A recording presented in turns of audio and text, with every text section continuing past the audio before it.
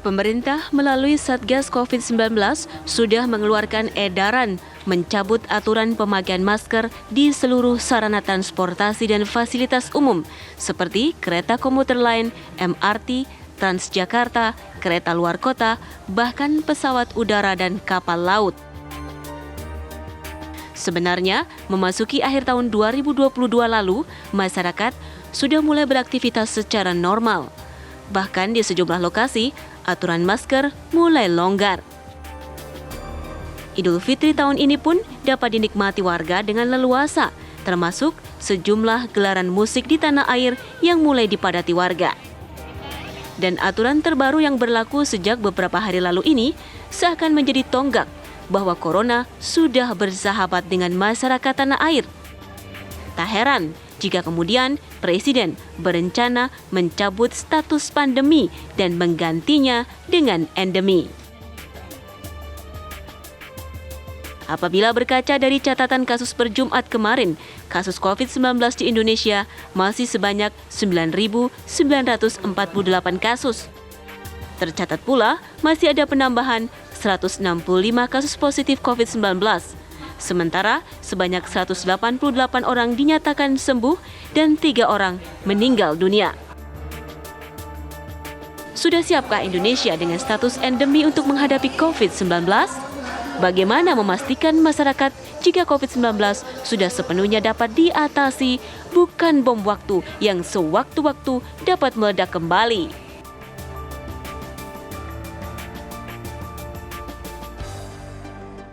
Itu yang akan saya bahas di Apa Kabar Indonesia malam hari ini, pemirsa. Di studio TV One sudah ada Dr. Yusuf di sini.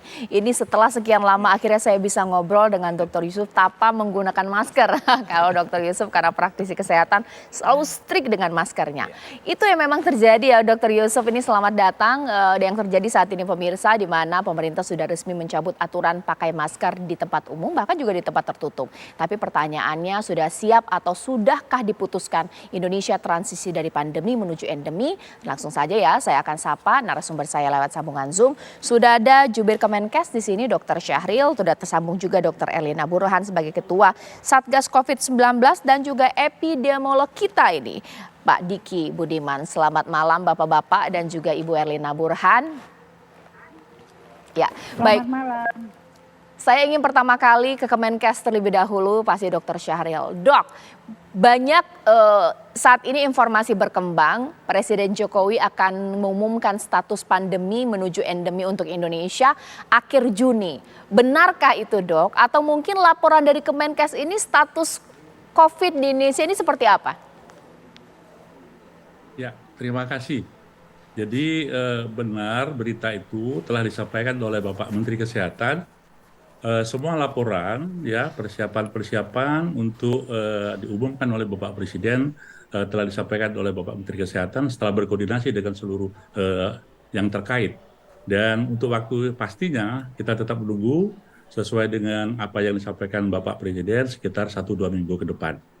Nah, yang ingin kami sampaikan bahwa sebetulnya kita harus mengingat ada 2 Kepres ya yang diterbitkan di tahun 2020, yaitu nomor 11 dan yang kedua nomor 12, yaitu tentang penetapan kedaruratan kesehatan masyarakat COVID-19 yang dikeluarkan 31 Maret. Yang kedua juga penetapan bencana nasional, bencana non alam, ya penyebaran COVID sebagai bencana nasional. Jadi 2 Kepres ini yang tentu saja yang akan diberikan suatu perhatian khusus untuk kita rekomendasikan ke Bapak Presiden untuk dicabut, sehingga kita betul-betul menyusul pengumuman WHO, yaitu kedaruratan COVID secara global telah dicabut pada tanggal 5 Mei yang lalu, Pak. Ya, baik. Mungkin sekarang saya ingin ke Dr. Erlina Burhan juga untuk memberikan informasi kepada kita. Itu yang sudah disampaikan oleh Dr. Syahril mewakili Menteri Kesehatan bahkan juga Kemenkes. Untuk Satgas COVID-19 ini seperti apa laporannya? Mulai dari masih ada tidak sih sebenarnya pasien-pasien terpapar COVID saat ini atau mungkin sudah hampir tidak ada? Seperti apa, Dok?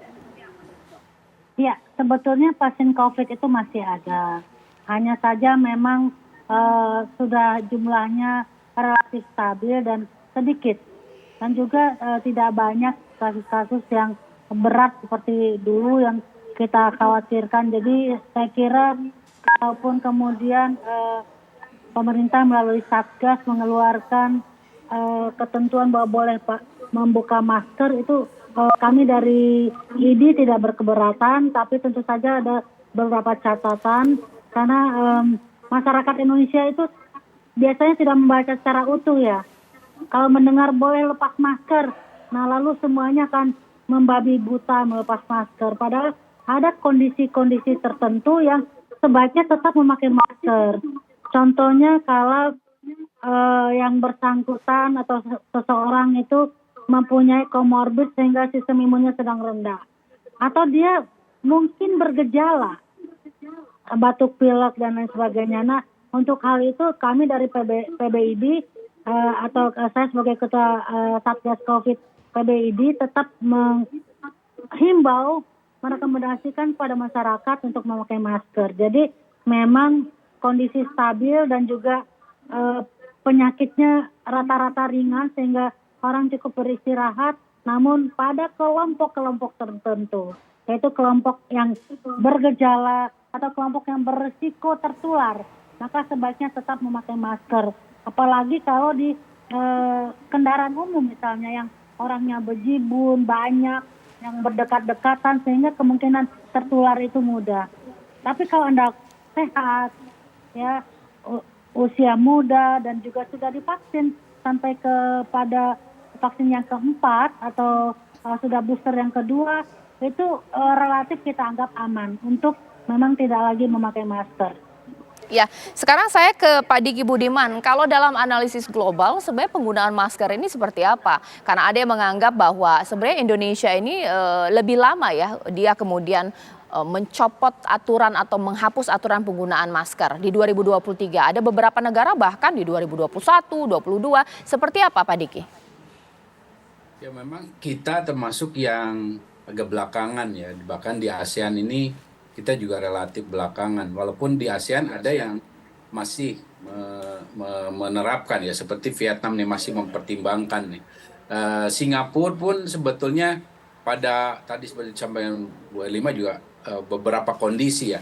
Namun secara umum memang hampir semua negara di dunia sekarang sudah mencabut itu. Tapi selain itu ada upaya untuk membangun literasi publik ya, karena bagaimanapun kita nggak bisa menyamakan kondisi Indonesia dengan misalnya negara maju nih. Karena apa?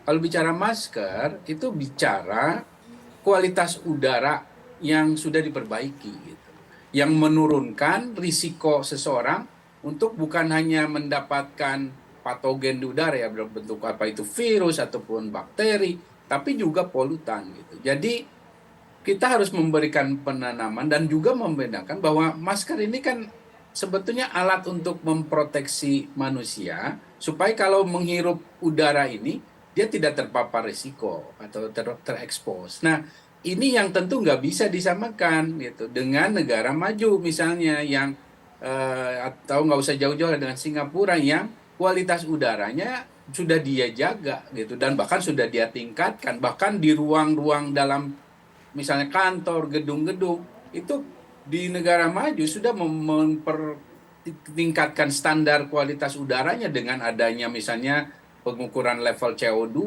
menggunakan air purifier dan lain sebagainya. Nah pertanyaannya kita sudah belum. Nah oleh karena itu kita nggak bisa menyamakan itu gitu. Dan oleh karena itu juga dalam menyikapi ini, saya pun sebenarnya bersepakat ini bisa saja dicabut dan memang mau dimungkinkan secara data, tapi kita harus memanfaatkan momentum ini untuk memberikan literasi pada publik. Kesempatannya ini karena ke depan pandemi berikut itu juga potensi besarnya yang menular lewat udara juga. Kalau kita perilakunya masih seperti ini belum tertanam, karena lihat Jepang.